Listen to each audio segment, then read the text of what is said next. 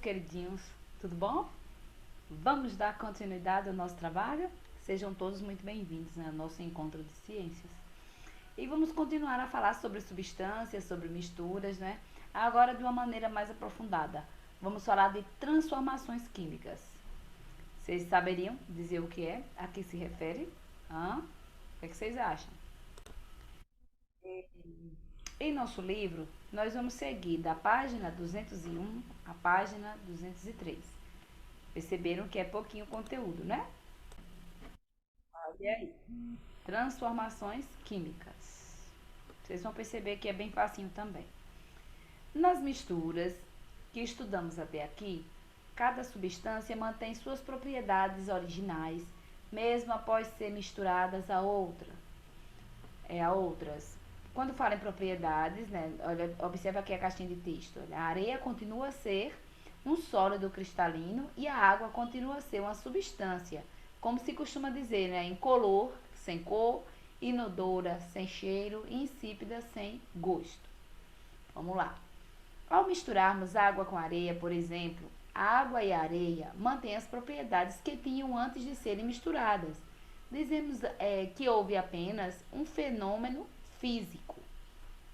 Agora, imagine a seguinte situação.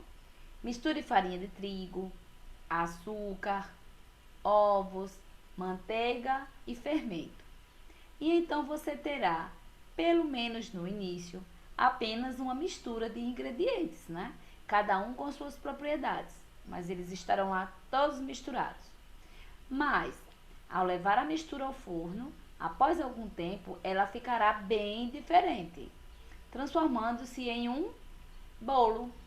Nesse caso, ocorreram transformações químicas, isto é, reações químicas entre os ingredientes do bolo, produzindo novas substâncias com novas propriedades. Neste caso, houve um fenômeno químico. Vocês conseguiram entender a diferença de fenômeno físico e fenômeno químico? No fenômeno físico, as propriedades se mantiveram, não é? Elas não deixam, a areia não deixou de ser areia, a água não deixou de ser água. Já no fenômeno químico, elas se modificam, né? As propriedades agora são novas, são outras. Então, os ingredientes do bolo, que inicialmente eram só uma mistura, depois de assado, né? Depois que leva ao forno, esses ingredientes deixaram de ter aquelas propriedades que tinham anteriormente, né? Que tinham no início. Agora são outras propriedades, virou um novo material. Veja mais alguns exemplos de transformações químicas. Observe aí a primeira imagem, né, a 11.22. Na primeira foto, uma pessoa está rasgando um papel. E na segunda, papéis estão sendo queimados. Vocês conseguem perceber, gente, a diferença? Quando que é físico, quando que é químico aqui? Qual dos dois é físico e qual dos dois é químico? O que é que vocês acham? Olha só. Na primeira foto, aliás, né? Você sabe dizer qual das duas situações é um exemplo de transformação química? Só de você observar, você já consegue identificar. Olha aí, o papel rasgou. Ele deixou de ser papel? Não, não, ele continua sendo papel. Já na segunda, que ele está sendo queimado, ele continua sendo papel? Não, não continua. Então aí ele houve uma transformação. Agora ele vai virar cinzas, não é? Então já vai ser outra substância, outro material. Então consegue perceber em qual dos dois acontece uma reação, uma transformação química, né? Um fenômeno químico? Na segunda imagem, né? Que é a queima. As transformações químicas ou reações químicas alteram a natureza da matéria e, consequentemente, suas propriedades específicas, como densidade e pontos de fusão e de ebulição. Em outras palavras, uma transformação química ocorre quando novas substâncias são formadas, que é o caso do papel, né, feito de celulose, que ao ser queimado se transforma em fuligem, que é carbono, e em alguns gases, entre eles o gás carbônico. Então ele deixa de ser papel, não é? Agora ele já vai ser uma nova substância, que é resultante da queima. Observe agora essa figura aí ao lado, olha aqui. Ela mostra bolhas resultantes da formação de um gás, que é o gás carbônico. após a reação química entre o ácido acético, que é uma substância do vinagre, e uma solução de bicarbonato de sódio. Olha aí como ele ficou cheio de gás, né? Em certos casos, é possível enxergar a olho nu evidências da ocorrência de uma transformação química. Nesse caso aqui, nós conseguimos enxergar, não é? Ou na foto, formação de bolhas de gás carbônico após a adição de vinagre e uma solução de bicarbonato de sódio. Então, houve uma transformação química. Acompanhe este outro exemplo. Quando a substância chamada iodeto de potássio é misturada com o nitrato de chumbo, ambos transparentes, forma-se uma nova substância, que é o iodeto de chumbo de cor amarela, que tem propriedades específicas diferentes das duas substâncias originais. Olha que coisa maravilhosa. Ficou amarelo. Incolou aqui, mas aí misturou, olha aí, surgiu uma nova substância. Os exemplos vistos anteriormente evidenciam algumas transformações químicas. No entanto, vale lembrar que elas não estão restritas aos laboratórios, já que ocorrem a todo momento no dia a dia. Um bolo ou um pão assando no forno, um fósforo sendo aceso ou um objeto de ferro enferrujando são exemplos de transformações químicas. No interior do corpo humano e dos demais seres vivos, ocorrem transformações químicas o tempo todo. Por exemplo, quando as substâncias dos alimentos são transformadas na digestão, ou quando o açúcar que comemos é usado pelas células, resultando em energia, gás carbônico e água, né, que é um processo chamado de respiração celular. Então, esse processo de transformação química, ele acontece todos os dias, né, o tempo inteiro, ainda que a gente não consiga enxergar. Mas o nosso corpo é repleto de transformações químicas, certo? Como vimos, em certos casos é possível enxergar a olho nu mudanças que sinalizam a ocorrência de uma transformação química. Olha aqui o exemplo, né, de transformação química, a mistura do iodeto de potássio e nitrato de chumbo, que dá origem ao iodeto de chumbo, sólido de cor amarela e com novas propriedades específicas da matéria. Pode ser a mudança da cor ou de outras características visíveis de um material, como o prego enferrujado, né? A liberação de gases, que é a formação de bolhas em um meio líquido, a liberação de energia na forma de calor e luz, né? A queima do papel, entre outras. Esses sinais são algumas evidências de transformações químicas. Veja mais alguns exemplos no dia a dia de transformações químicas e dos sinais que evidenciam essas transformações. Olha o prego, gente. Olha a diferença do preguinho novinho aí e os outros, como é que eles estão? Enferrujados, né? Olha aí, outros exemplos. Na fotossíntese, a planta transforma o gás carbônico do ar e a água do solo em açúcares, liberando ainda gás oxigênio para o ambiente. Algum tempo depois de descascarmos uma banana ou uma maçã, a sua superfície fica escura. Por que a banana fica escura? Por que a maçã fica escura? Ocorre uma reação química entre a banana ou a maçã e o oxigênio do ar. Então, é o oxigênio que faz a maçã ficar daquela forma, né? Existe uma reação entre eles aí. Trata-se de um fenômeno químico.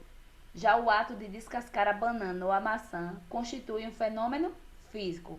Veja só, é o ato de descascar, mas não é a mudança da cor, certo? A mudança da cor é uma reação química. Você já pensou sobre o que acontece com a gasolina ou o álcool de um carro depois que ele rodou bastante e precisa reabastecer? Para onde foi essa gasolina? O que foi que aconteceu com ela? O combustível foi transformado pelo processo de combustão em gás carbônico, vapor de água e outros gases. A combustão é um tipo de transformação química. Não é a queima, né? A combustão é a queima. Então, é um tipo de transformação química. Olha aqui. Exemplo de transformações químicas na cozinha. Uma pessoa que prepara um pão pode não saber, mas está provocando várias transformações químicas. Ao adicionar o fermento biológico, né, que é o fermento de padaria, a massa do pão, por exemplo, ela desencadeia uma transformação química chamada de fermentação. O fermento biológico contém um fungo que transforma os açúcares presentes nos ingredientes do pão em álcool e gás carbônico. A liberação do gás carbônico faz a massa aumentar de volume e ficar fofa. É por isso que a massa do pão cresce enquanto fica descansando. Ela fica com espaços ocupados por gás. Então ela incha, não é? Os conhecimentos sobre os fenômenos químicos também são utilizados para saber se a massa do pão já pode ser levada ao forno. No momento em que se deixa a massa para descansar, retira-se dela uma pequena bolinha que é colocada na água de um copo. Inicialmente a bolinha afunda, mas depois de algum tempo ela flutua. Isso acontece porque a produção de gás carbônico forma pequenas bolhas na massa, tornando-a menos densa do que a água. A subida da bolinha é sinal de que a massa já cresceu bastante e está pronta para ir ao forno.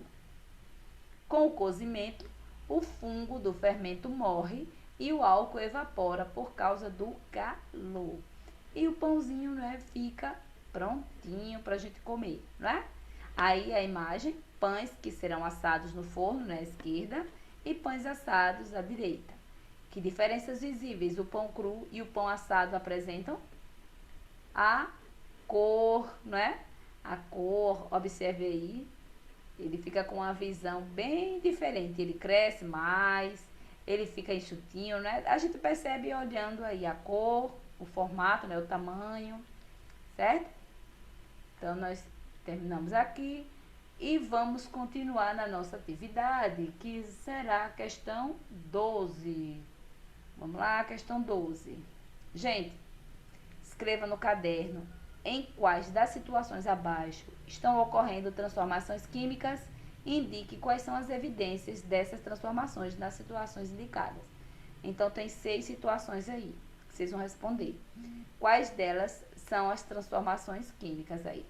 Por exemplo, a letra A, fusão de ferro. Quando a gente fala em fusão, nós estamos falando de mudança de estado da matéria, né? De estado físico. Deixou de ser sólido e passou a ser líquido. Nesse caso, a fusão do ferro, o ferro derretido, nesse momento está acontecendo uma transformação física ou uma transformação química? Qual das duas está acontecendo aí? Se for a transformação química, aí vocês vão marcar, não é? Porque é para marcar, olha aí, em quais das situações abaixo estão ocorrendo transformações químicas. Nós vamos dizer quais são elas e quais são as evidências, né, para explicar. Então, no caso do ferro, não está acontecendo transformação química, não é? Nesse caso é física, ele só passou de estado físico, do sólido para o líquido. E as outras? Então, leia com atenção, né, faça cada uma delas, certo? E envie para o seu professor. Então, nós encerramos a nossa aula, né, por aqui, bem curtinha a aula hoje, hein? Mas espero que vocês tenham entendido muito bem aí a respeito das transformações químicas e físicas. Quando que é uma transformação química? Quando que é uma transformação física? Lembrando que elas acontecem o tempo inteiro, né, no nosso dia a dia, até dentro do nosso corpo, né, no corpo dos seres vivos elas acontecem, em todo lugar do nosso planeta elas acontecem. E quando ela é uma transformação química, vai acontecer que vai surgir nova substância, não é? Novo material. Então, lembre, quando é físico, não muda as propriedades, não deixa de ser o que era, não é? Acaba continuando a mesma coisa. Só muda de estado, não é? Lembra lá do papel que rasgou, mas não deixou de ser papel. Ou da água que saiu do estado, um gelo derretido, saiu do estado sólido, foi para o estado líquido, não deixou de ser água, certo? Não perdeu suas propriedades. Já no caso da transformação química, ele muda a substância, né? Ele é um novo material com novas propriedades, certo? Então, tudo de bom para vocês e até a próxima semana. Fiquem todos com Deus. Tchau.